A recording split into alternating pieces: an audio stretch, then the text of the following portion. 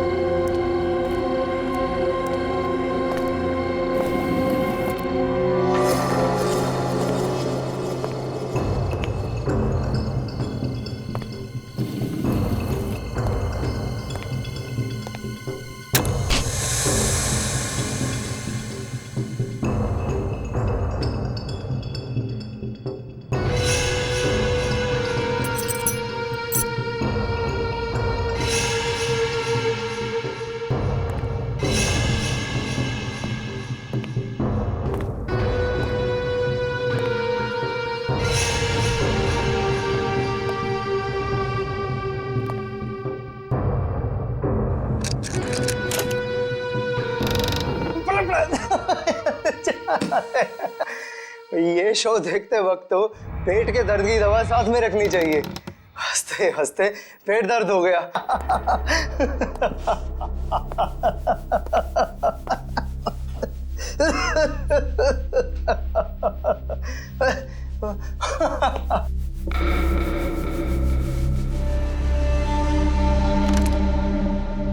कौन है ये?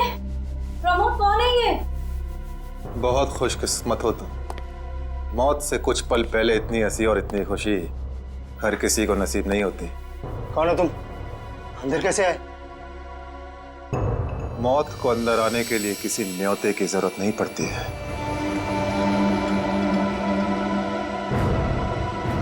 ये क्या कर रहे हो? मैंने क्या बिगाड़ा तुम्हारा? तो रुक जरा, पुलिस को। Happy birthday Tarika. Thank you Shreya. Thank you. Many happy returns of the day. Thank you Siddharth. बहुत खूबसूरत फूल है। श्रेया की चॉइस है। हाँ वो तो है, श्रेया की चॉइस तो कभी गलत हो ही नहीं सकती। हाय सिद्धार्थ। हेलो। हाय श्रेया। हाय पूर्वी। काफी देर कर दी आने में। थोड़ा ट्रैफिक मिल गया रास्ते में। अरे फ्रेडी सर, ये गपागप खा रहे हो? आप तो बोल रहे थे डाइटिंग कर रहे हो। डाइटिंग ही तो कर रहा हूँ। इसके पहले तो मैं 5-5 प्लेटें एक साथ खा जाता था। क्या बात कर रहे हो? हमारे प्लान पे तो पानी फिर गया अभिजीत। अरे ऐसे कैसे? कुछ ना कुछ तो करूंगा मैं। कैसे? हृदय, हाँ, उस कमरे में तुम्हारा कोई वेट कर रहा है। मेरा वेट कर रहा है? हाँ। कौन? तुम जाओ तो सही। अरे जाओ।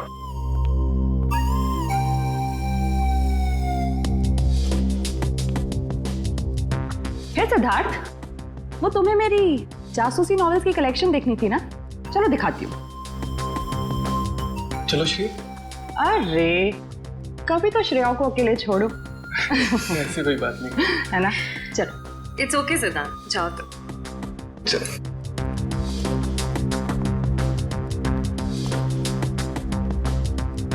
अरे श्रेया, तुम यहाँ? वहाँ कमरे में कोई तुम्हारा वेट कर रहा है। कौन? अरे जाओ देखो तो सही। अरे सर,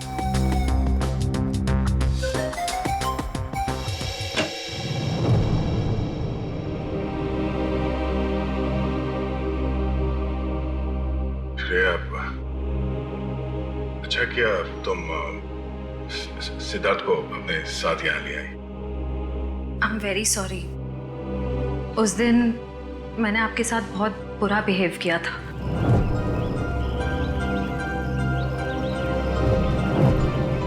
छोड़ो ना, मैं भूल गया हूँ, तुम भी भूल जाओ। काश भूल पाना इतना आसान होता। जिंदगी कितनी सिंपल हो जाती है। श्रेया, ये यादें ही तो है जो उदास दिलों को जिंदगी जीने का हौसला देती है। अगर यादें ही ना हो तो जिंदगी कितनी बोरिंग हो जाएगी। तो क्या तुमने सिद्धार्थ से शादी करने का फैसला कर लिया? मेरा दिल कुछ और कह रहा है, दिमाग कुछ और। मैं जानता हूँ श्रेया, हमारे काम में हम दिल की नहीं दिमाग की सोचते हैं, मगर एक बार सीआईडी ऑफिसर ने एक आम लड़की की तरह सोचो, दिल का इस्तेमाल करो, उसकी आवाज सुनो। मेरे दिल में तो एक ही इंसान का नाम गूंजता रहता है और वो नाम है श्रेया। सिद्धार्थ। सिद्धार्थ प्लीज, सिद्धार्थ मेरी बात तो सुनो प्लीज। अब सुनने को बाकी क्या रह गया? पूरी हकीकत मैंने अपनी आंखों से देख ली। तुम दया से प्यार करती हो ना?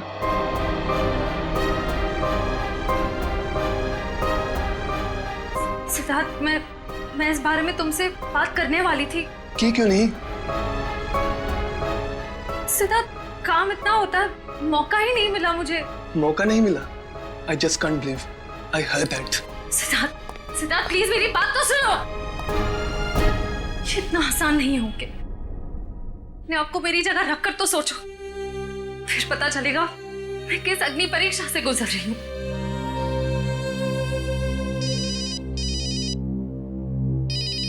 हेलो,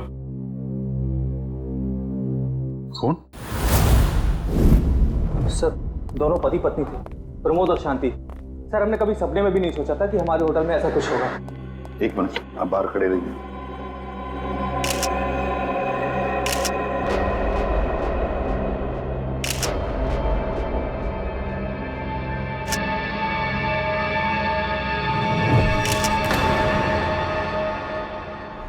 माय गॉड, दोनों की लाशें ऐसी इस अवस्था में। सर, इतने सारे केस सॉल्व किए लेकिन इस तरह का केस कभी नहीं देखा। सर, लगता है ये दोनों खूनी से विनती कर रहे थे कि वो इन्हें छोड़ दे, मगर खूनी ने जरा भी दया नहीं दिखाई। नहीं फ्रेडी, लगता है खूनी ने पहले इन दोनों को मारा और फिर यहाँ लाकर बिठा दिया, हाथ पैर बांध दिए। जिस तरह से इन दोनों को बिठाया कुर्सी में, लगता है खूनी हमसे कुछ कहना चाहता है। ये देखो, ऐसे इतनी बेरहमी से मारा है जैसे ये खूनी कोई सिर फिरा हो या फिर बदले की आग में ये सब किया है उसने। My God. सर, इस प्रमोद की पीठ पे भी वार किया गया है।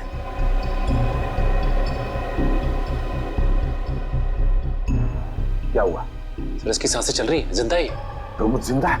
तो जल्दी से इसे हॉस्पिटल ले जाओ, इसका जिंदा रहना बहुत जरूरी है। संभाल के, चल। आजा।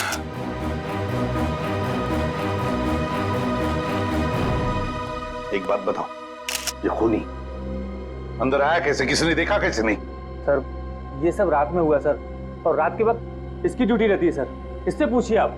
कैसे हुआ ये सब? सर, कुछ देर के लिए मेरी आंख लग गई थी रिसेप्शन डेस्क के ऊपर। तुम्हें शर्म नहीं आती ये कहते हुए कि तुम्हारी आंख लगी थी ड्यूटी पर? Sorry sir. एक बात बताओ, ये दोनों प्रमोद और शांति कब से रह रहे तुम्हारी होटल में? सर, पिछले 6 दिनों से रह रहे थे और आगे भी 1 महीने रहने का प्लान था सर। क्यों, कुछ बताया इन्होंने? सर, प्रमोद जी की नई नौकरी लगी थी, नासिक से इस शहर में नए आए थे, उन्हें अपना घर नहीं मिला, इसीलिए होटल में रह रहे थे सर। ठीक है, जाओ। पंच, प्रमोद और शांति, इन दोनों की पूरी जानकारी चाहिए मुझे।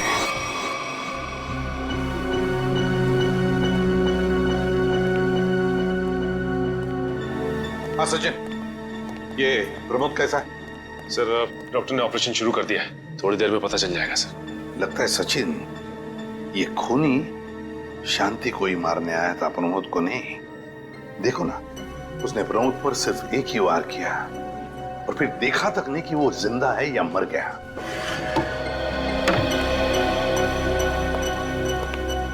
हाँ डॉक्टर साहब, कैसा है प्रमोद? हमने प्रमोद को बचा तो लिया है, मगर मगर क्या? वो कोमा में चले गए हैं। कोमा में? लेकिन डॉक्टर साहब, प्रमोद को होश तो आ जाएगा ना? हम तो अपनी तरफ से पूरी कोशिश करेंगे, मगर कुछ कहा नहीं जा सकता। Thank you. कुछ भी हो,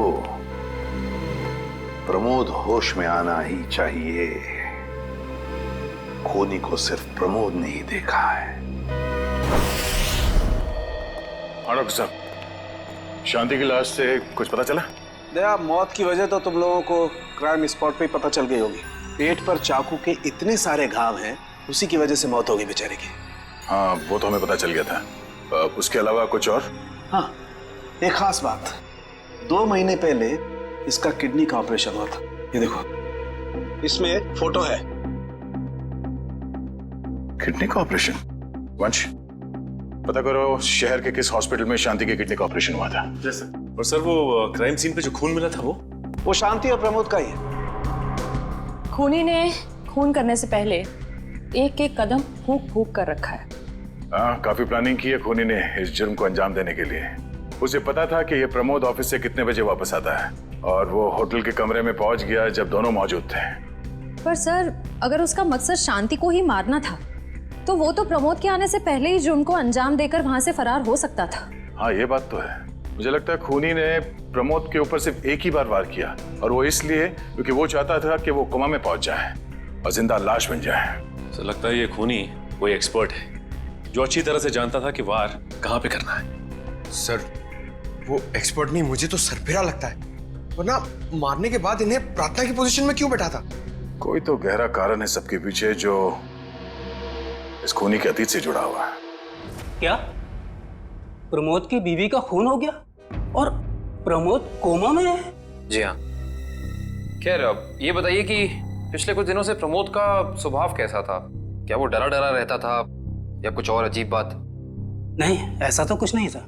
पर हाँ सर, मैंने उनको काम में बहुत सारी गलतियां करते देखा।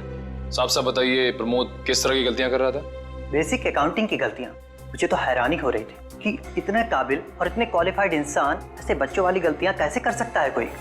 वो तो अच्छा हुआ कि मैंने उनकी गलती देख ली, वरना पूरी अकाउंट शीट खराब हो जाती। सर, मुझे तो लगता है उन्हें काम आता ही नहीं था। ऐसा कैसे हो सकता है? वो जिस कंपनी से आए थे वो तो बहुत बड़ी कंपनी थी, और कोई भी बड़ी कंपनी किसी ऐसे आदमी को अपने यहाँ नौकरी पर क्यों रखेगी जिसे उसका काम ही नहीं आता हो? अब तो इस प्रमोद की सारी कुंडली निकालनी पड़ेगी। तो पति पत्नी प्रमोद और शांति एक नंबर के धोखेबाज थे। इनके सारे सर्टिफिकेट्स और डॉक्यूमेंट्स नकली हैं। स्कूल और कॉलेज हर जगह के। ऐसी क्या वजह हो सकती है जिस वजह से 420 करके ये उस फाइनेंस कंपनी में काम कर रहा था? ये उस प्रमोद को वहाँ काम करके क्या फायदा हो सकता है? इस सवाल का जवाब तो उसी वजह से जुड़ा है निखिल, जिसकी वजह से इस प्रमोद की हत्या की गई। पर वजह जो भी हो, उस वजह का पता तो सीआईडी निकाल ही लेगी। लेकिन सर, हो सकता है इन दोनों का नाम भी नकली हो सकता है। ऐसा भी हो सकता है कि ये दोनों असली प्रमोद और शांति हो ही ना, बल्कि कोई बहरूपिये हों जिन्होंने उन दोनों की जगह ले ली हो सकता है। एक सेकंड। हेलो, हाँ बोल रहा हूँ। हाँ, कौन सा hospital? Okay, thank you so much. क्या हुआ निखिल? हमारा अंदाजा सही निकला। 2 महीने पहले पुणे की मोती हॉस्पिटल में इस प्रमोद की पत्नी का एक ऑपरेशन हुआ था। वहाँ प्रमोद की पत्नी का नाम शांति नहीं बल्कि विनीता लिखा हुआ है। विनीता? मोती हॉस्पिटल, पुणे।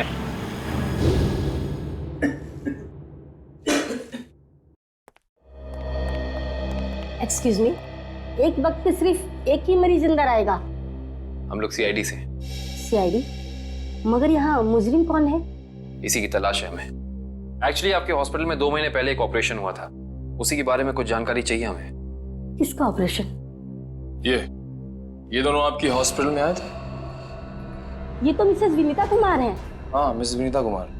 और ये इनके पति, इनकी मौत हो गई? जी हाँ, विनीता कुमार का खून हो चुका है और उनके पति प्रमोद अब कोमा में है। डॉक्टर, ये बताइए कि मिसेस विनीता कुमार ने किडनी का ऑपरेशन कराया था ना? जी हाँ। हम उसके मेडिकल रिपोर्ट्स देख सकते हैं? यहाँ पे तो पति का नाम त्रिलोक कुमार लिखा है। मतलब त्रिलोक बन गया प्रमोद और विनीता बन गई शांति। इस पेपर में उनके घर का एड्रेस लिखा हुआ है। चल के पता करें, शायद कुछ पता चल जाए। नहीं निखिल, कोई फायदा नहीं होगा। इनकी पहचानों की तरह इनका एड्रेस भी नकली होगा, देखना। हाँ, हमने इन्हें ऑपरेशन के कुछ रिपोर्ट्स कोरियर की थी, मगर वो कोरियर वापस आ गए थे। डॉक्टर, ये बताइए कि इन्होंने ऑपरेशन का पेमेंट कैश में की थी या चेक से या किसी कार्ड से? इंश्योरेंस के जरिए। इंश्योरेंस? उस इंश्योरेंस कंपनी के कोई कागजात, कोई डॉक्यूमेंट्स हैं आपके पास? हाँ, इसी फाइल में होंगे। गुड।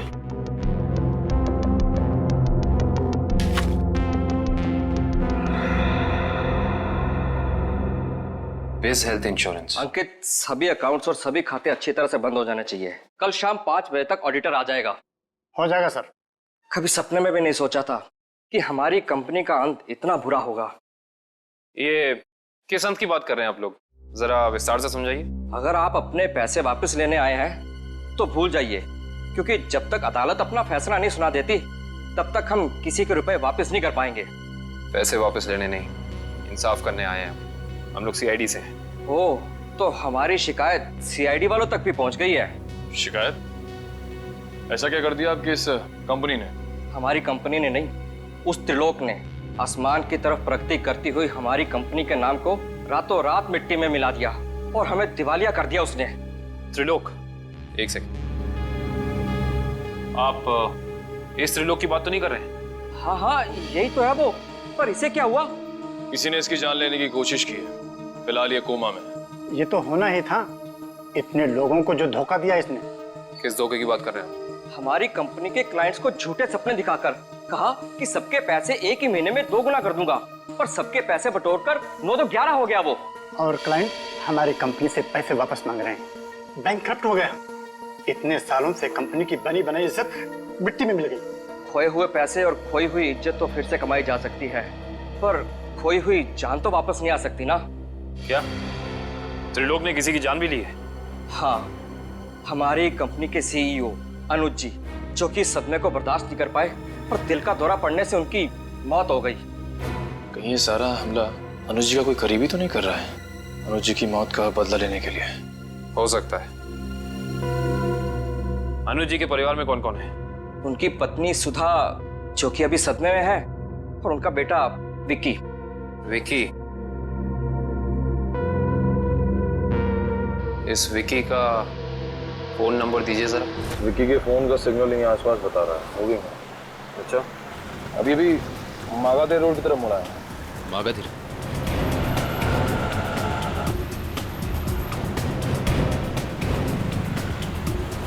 देखो सिग्नल में कुछ पता चला? एक मिनट क्या हुआ? इस विक्की के फोन का सिग्नल यहीं आसपास बता रहा है। कहीं विक्की इस बाइक पे तो नहीं? हाँ सर, हो सकता है ये विक्की है। चेक करते हैं।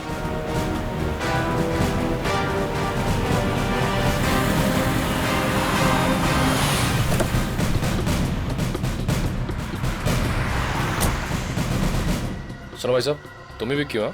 हाँ, और ये क्या बदतमीजी है? तुम लोग मेरा नाम कैसे जानते हो? तुम्हारा नाम और तुम्हारे सारे कारनामों के बारे में जानते हैं हम। सीआईडी। सीआईडी? इस शहर में क्या कर रहा है? हाँ? कुछ काम था, और तुम लोग मेरा पीछा क्यों कर रहे हो? बकवास बंद कर। दो खून करके भाग रहा हो, कह रहा है सीआईडी पीछा क्यों कर रही है? मैंने कोई खून नहीं किया है। अच्छा, त्रिलोक और विनीता का खून नहीं किया तुमने? What? त्रिलोक और विनीता मर चुके? ड्रामा बनकर अपना पूरा इतिहास है तेरा हमारे पास। उन दोनों ने तुमसे तुम्हारे पिता को छीना, उसका बदला लेने के लिए तुम यहाँ आए हो उनके पीछे। हाँ, मैं बदला लेने जरूर आया था, पर मैंने उनका खून नहीं किया। देख, सच बोल दे, समझा? नहीं, अपनी शक्ल नहीं पहचान पाएगा। मैं सच कह रहा हूँ, मैंने किसी तरह उनके बारे में पता किया। मैं उनके होटल भी गया था, मगर जैसे मैं उनके कमरे की तरफ जा रहा था, मैंने उनके कमरे में एक आदमी को जाते हुए देखा। कौन सा आदमी था वो? उसके चेहरे को ठीक से देख नहीं पाया मैं। तुम्हें जो भी याद है, जितना भी याद है, साफ साफ बताओ। कद लगभग 6 फीट, ओवरकोट पहना हुआ था उसने, और उसके बाल लंबे थे यहाँ तक। और उसने एलिगेटर शूज पहने हुए थे। Alligator shoes? हेलो, एक और? नहीं साहब। अच्छा, जब तुम घर वापस आए उस वक्त ये दरवाजा खुला था या बंद था? नहीं साहब, बंद था। तो फिर तुम घर के अंदर कैसे आए? साहब ने एक चाबी मेरे पास भी दे रखी है। वो जो कोई भी था, ऐसा लगता है कि तिग्वांशी उस आदमी को जानता था। एक काम करो सचिन, पंकज, घर की अच्छी तरह से तलाशी लो, देखो कुछ मिलता है क्या।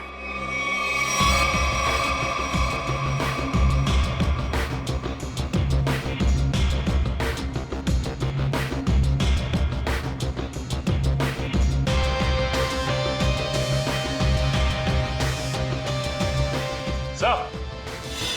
हाँ सचिन। मजा चेक।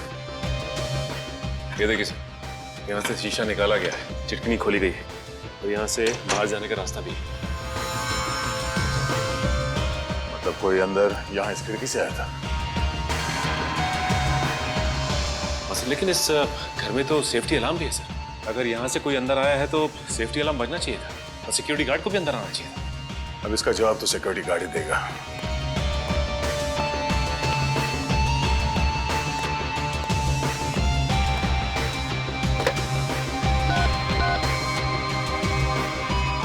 Hello security. अच्छा, आज दोपहर को दिग्मांशु जी के घर से अलार्म बजा था?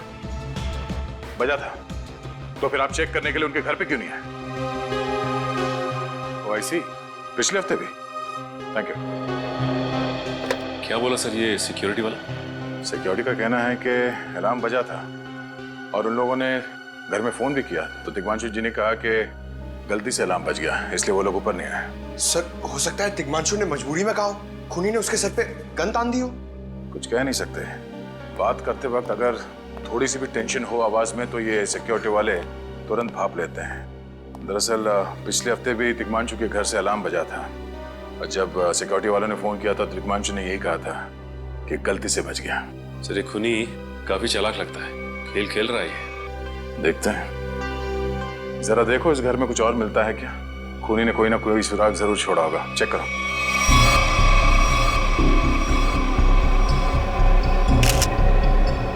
सर एक मिनट सर।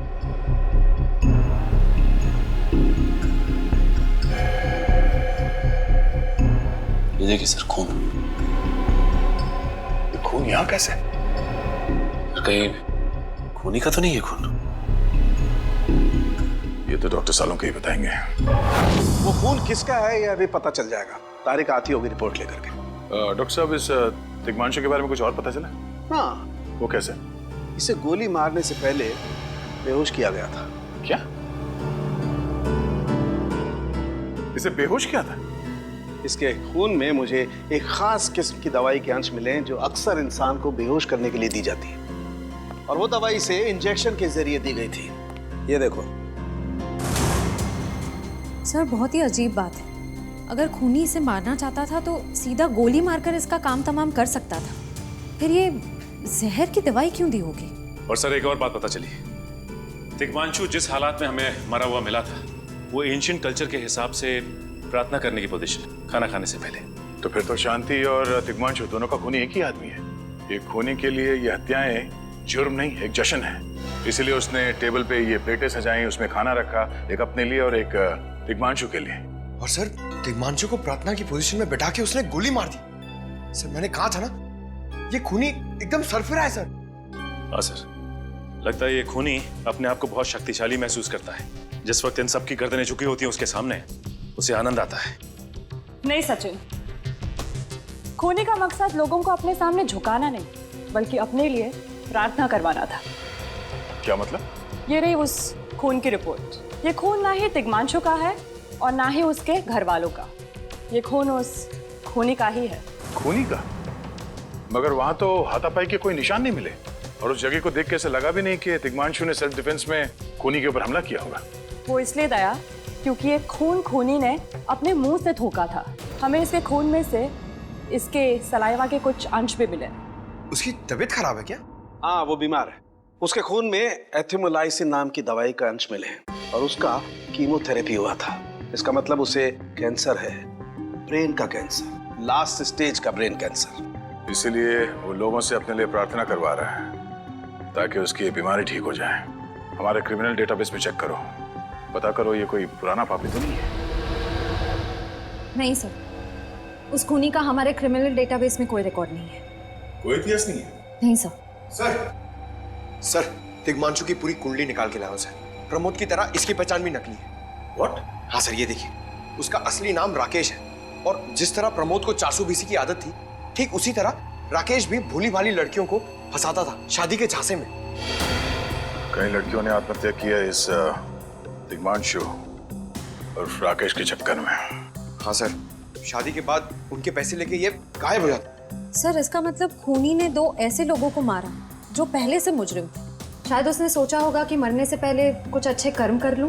नहीं श्रेया, जरूर कोई रिश्ता रहा होगा उसका इन दोनों अपराधियों के साथ। पता करो इन दोनों अपराधियों का केस किस पुलिस स्टेशन में फाइल किया गया था? सर, ब्रेन कैंसर के जितने भी पेशेंट्स हैं शहर में, उन सबकी लिस्ट मिल गई है सर। कुल मिला के ऐसे 50 पेशेंट्स हैं, जिसमें से 10 पेशेंट्स ऐसे हैं जो कैंसर की लास्ट स्टेज पे हैं। उनमें से 4 औरतें हैं, बचे 6। हाँ सर, और इन 6 में से 4 ऐसे हैं जो 70 साल से ऊपर के बुजुर्ग हैं। अब बचे 2, ये उदय और भानु। तुम इन दोनों से मिले? हाँ सर, ये उदय 6 महीने से हॉस्पिटल में है। और भानु? भानु सर 1 महीने से हैदराबाद में। ये कैसे हो सकता है सचिन? अगर वो मुजरिम इसी शहर में है तो कहीं ना उसका इलाज चल रहा होगा ना कहीं से वो दवाई खरीदता होगा। वंश सर, इस शहर में जितने भी केमिस्ट है जहाँ पे ब्रेन कैंसर की दवाइयाँ बेची जाती है, उन सब की लिस्ट चाहिए मुझे। सब पता चल गया। त्रिलोक और राकेश दोनों के खिलाफ एक ही थाने में केसेस दर्ज किए गए थे, जगतपुरी थाने। इस केस का पूरा इतिहास जगतपुरी थाने से ही पता चलेगा। Excuse me. यस। आपकी दुकान पे ब्रेन कैंसर की दवाइयाँ बेची जाती हैं? जी हाँ, हमारी दुकान उन चुनिंदा दुकानों में से है जहाँ ये दवाई आपको मिलेगी। वैसे ये दवाइयाँ बहुत कम लोग खरीदते होंगे नहीं? जी, बहुत महंगी है एक्चुअली। अच्छा, जो लोग ये दवाइयाँ खरीदते हैं उनकी लिस्ट मिल सकती है हमें?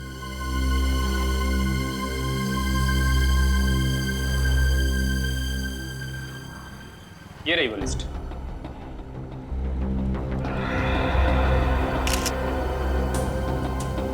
तपन, उदय और नितिन, ये तीनों लोग तो उस मरीज की लिस्ट में थे।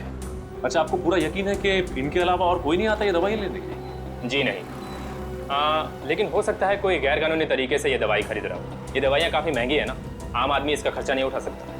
अच्छा, आप किसी ऐसे आदमी को जानते हैं जो ये गैर कानूनी काम करता है? एक आदमी है, आंद्रे नाम है उसका। प्यार से लोग उसे एंडी कहते हैं। ये जो ज्वाला रोड पे पब्लिक पार्क है ना, अक्सर वहीं मिलता है। कांस्टेबल सुनील?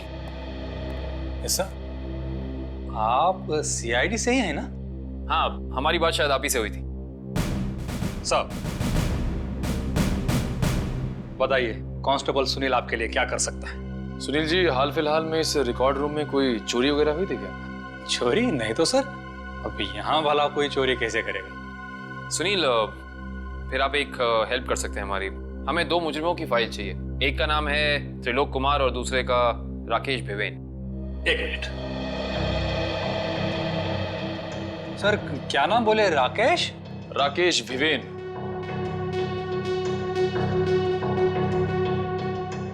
कमाल है, इसकी फाइल तो है नहीं यहाँ पे। अच्छा, वो दूसरा नाम क्या बोले? त्रिलोक? त्रिलोक कुमार। इसकी भी नहीं है? दोनों की फाइल्स नहीं? हाँ सर, लेकिन यहाँ पर चोरी की तो कोई घटना नहीं घटी। पता नहीं फाइलें गायब कैसे हो गई। सुनील, यहाँ याद करने की कोशिश करो, हाल ही में कोई दुर्घटना घटी थी क्या? पिछले महीने ऑफिस एरिया में आग लग गई थी, तो अच्छा हुआ फायर ब्रिगेड वाले जल्दी आ गए और हमारे रिकॉर्ड्स नष्ट नहीं हुए। जरूर ये आग भी जानबूझकर लगाई गई थी। आग लगने की वजह क्या थी? वो बताया गया कि मेन स्विच बोर्ड के अंदर शॉर्ट सर्किट हुआ था। कोई इलेक्ट्रिशियन भी आया था काम करने के लिए। जरूर वहीं छेड़छाड़ की गई है। उस इलेक्ट्रिशियन का कोई आता, कोई पता, कोई कांटेक्ट है? दूसरे कांस्टेबल के पास था, लेकिन वो तो रिटायर होकर गांव चले गए। हाँ, कोई बात नहीं। सुनील, एक काम करिए, आप चेक करके बताइए कि और किन किन मुजरिमों की फाइल्स यहाँ से गायब हुई हैं। Okay sir. पता तो चले आखिर अगला शिकार है कौन इस अनोखे खूनी का।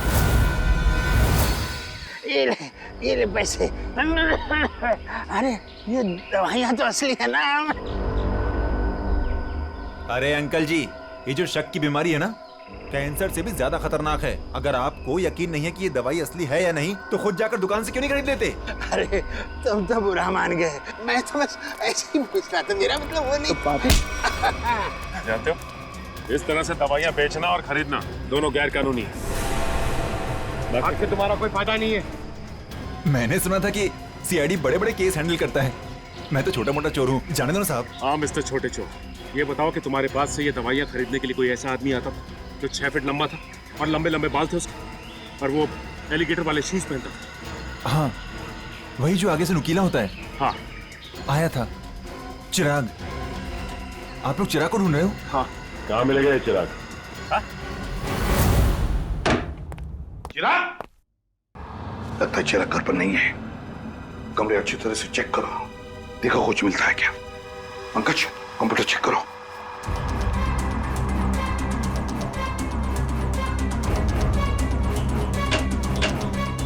सर, ये देखिए, पूरी अलमारी गन्स और चाकू से भर रखी इस चिराग ने। My God. सर, हाँ, अंदर के कमरे में से ये खून से भरे हुए कपड़े मिले। पुलिस रिकॉर्ड रूम से फोन है। हेलो जी, कहिए। कौन? संदीप, स्वाधीन और हेमंत। ओके, ठीक है। कौन है ना? सर, त्रिलोक और तिग्मांशु की तरह इन तीनों की फाइल भी चोरी हुई है पुलिस रिकॉर्ड रूम से। मतलब अभिजीत, अब ये चिराग इन तीनों में से किसी एक को मारने वाला है। सर एक सेकंड, ये देखिए सर, इस कंप्यूटर की फाइल में इन तीनों की फाइल है। सर ये तीनों भाई हैं और बदमाश भी हैं, और इन्होंने 3 खून किए हुए हैं सर। सर यहाँ पे 2 एड्रेस है, एक चीकूवाड़ी और एक चारको। चारको पर चीकूवाड़ी। एक काम करते हैं अभिजीत, हम दोनों चीकूवाड़ी चलते हैं और तुम लोग तीनों भी चारको चले जाओ। Yes sir. हाँ सर। चलो अभिजीत।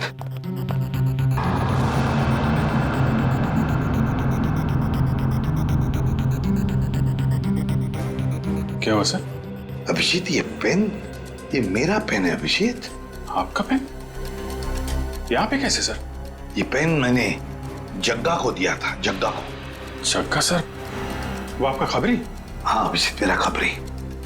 मगर जग्गा तो मर चुका है सर। हाँ अभिजीत, तो मर चुका है, लेकिन जिस खून में तलाशी करने में मदद की थी जग्गा ने हमारी, उस वक्त वो खून भी इसी तरह हो रहे जैसे आज हो रहे हैं। खून करने के बाद लोगों को प्रार्थना की पोजीशन में रखा जाता है।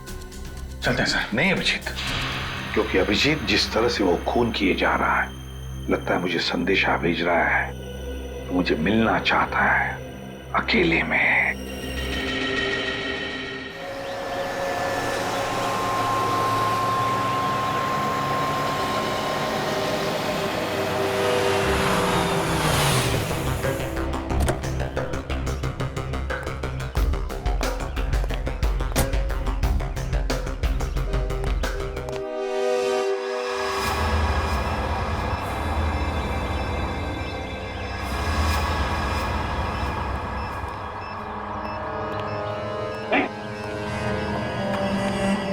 प्लीज हमें बचा लीजिए, किसी तरह हमें मार डालेगा।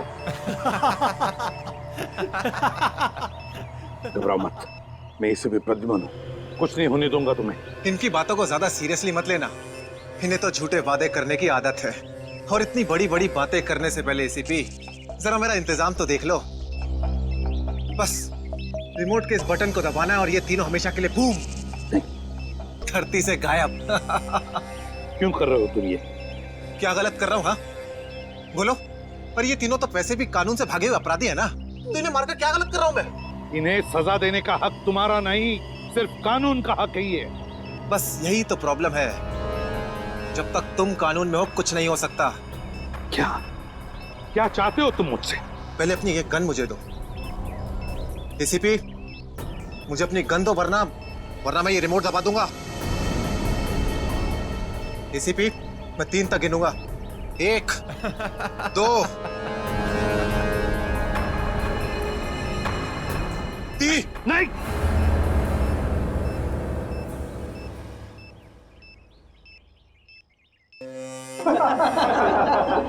बहुत अच्छे, बहुत अच्छे। तो तुम जानना चाहते थे ना कि मैं तुमसे नफरत क्यों करता हूँ? हाँ। जग्गा खबरी का नाम ध्यान है? याद है मुझे।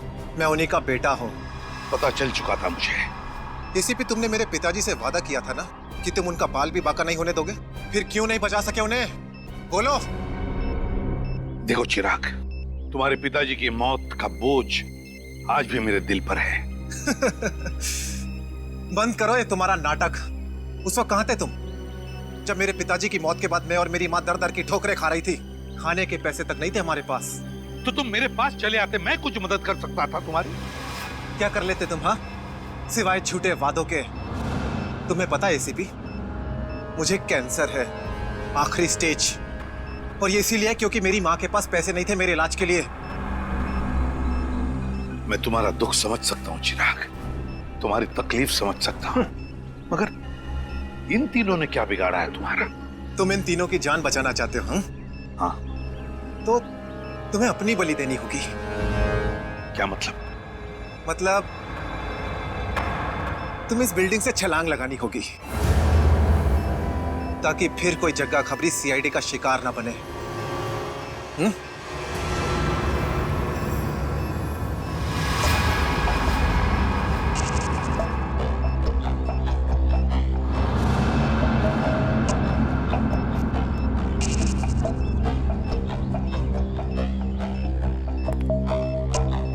ठीक है, मंजूर है।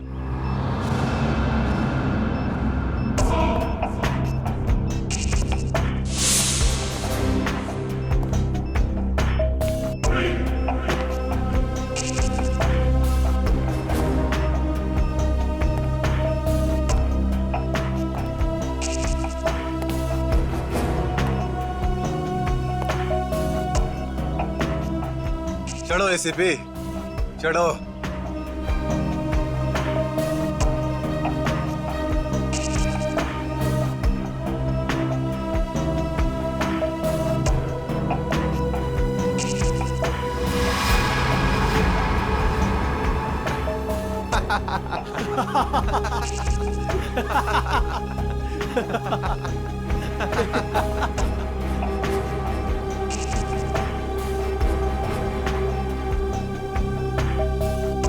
ऊपर जाकर मेरे पिताजी से माफी जरूर मांग लेना।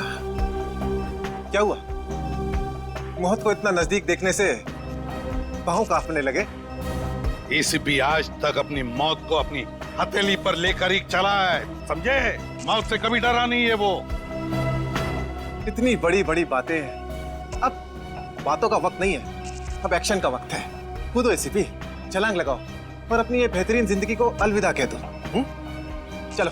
एक मिनट, मैं जरूर कूदूंगा, लेकिन तुम पर कैसे विश्वास कर सकता हूं कि मेरे कूदने के बाद तुम इन तीनों को छोड़ दोगे? तुम्हारे पास और कोई चारा भी नहीं है। कूदो एसीपी, वरना मैं इस रिमोट का बटन दबा दूंगा।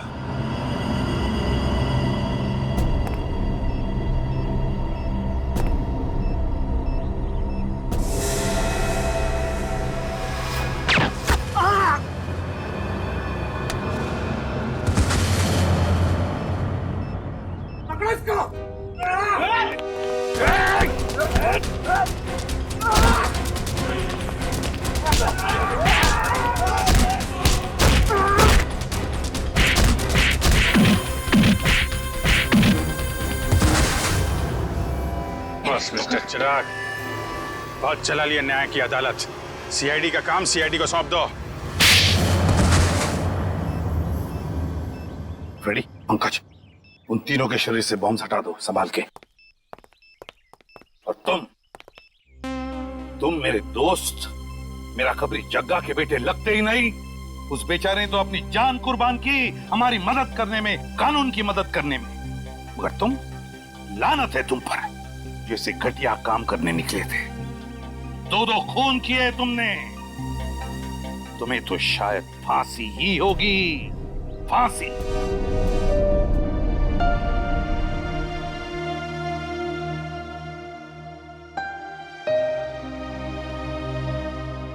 बड़े बुजुर्ग कह गए कि अगर कोई चिंता सताए तो उस चिंता को अपने कलेजे के अंदर अंगार बनने नहीं देना चाहिए। कलेजा जल जाता है। मुझे कोई चिंता नहीं सता रही है।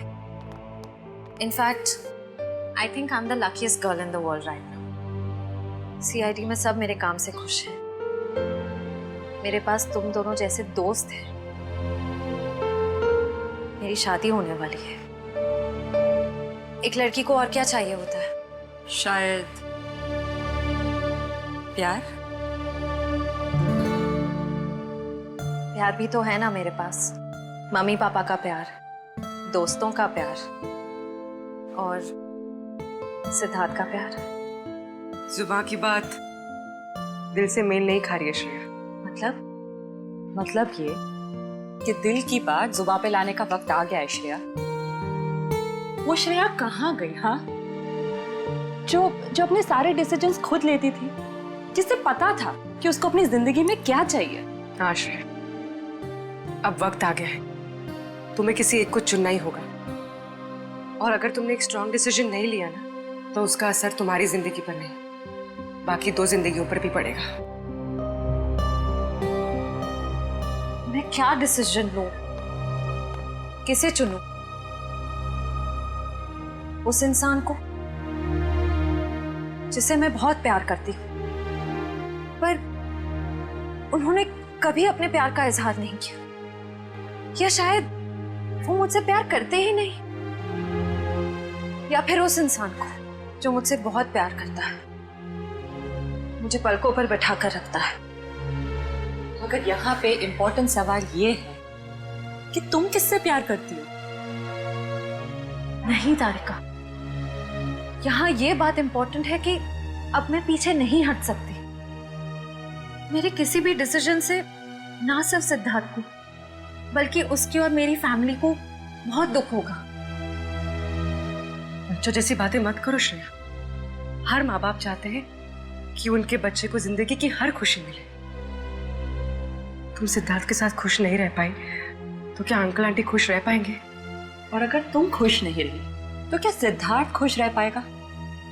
तुम्हारा एक कदम श्रेया बहुत सारी जिंदगियों को अफेक्ट करेगा। तुम बस दिल से काम लो। देखो, दिल हमेशा सही रास्ता दिखाता है। ठीक है, अब से मैं अपने दिल की बात सुनूंगी। अगर मैं किसी भी कदम पर कमजोर पड़ जाऊं तो तुम दोनों को मुझे सही रास्ता दिखाना होगा। हाँ, लेकिन एक शर्त पे। कैसी शर्त? तुझे आइसक्रीम खिलानी पड़ेगी। Of course.